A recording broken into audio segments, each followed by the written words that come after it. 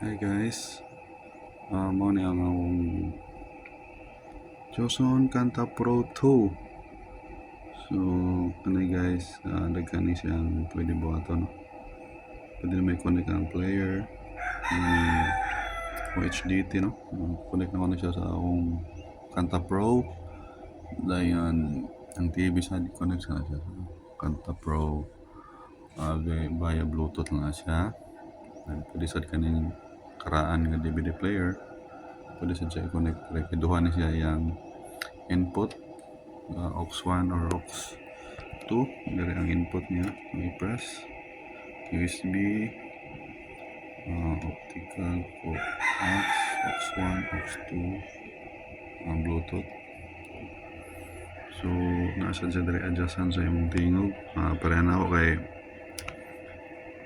bass man kayo kung tingog na baho man kayo pwede na ako sa kuhaan yung mga imong bass yung sa mic sa EQ kuhaan niya akong bass kuhaan na ako niyong bass sa mic. So kung kuhaan siya, no, butang ako siya 3 o'clock yan ang treble akong ipatasan para manindot sa akong tingog. Ang uban yung settings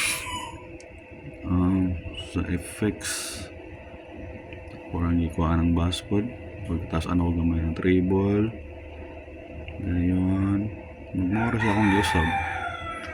So akong effects nga level butan ako sa effects, so butan ako siya sa kanino effects 19. So nindot na siya paminahon guys, no?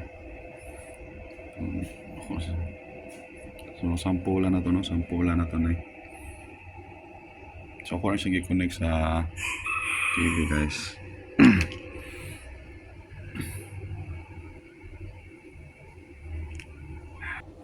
Ako sa nagigamit nga kung meron nyo siya nilang phone Kid Blair nga amplifier GX3 UB since ay abog kayo ng mga amplifier. Yan ako sa yung gigamitan ng wireless nga mic ng HDT nga wireless mic. So more na siya ang setup. Kanang HDT mic na rin na na-connect sa Kanta Pro. Or siya guys, no? Itong sampulan na siya o connect sa Bluetooth sa TV. Testingan na to. Testing, mic test, testing. Don't.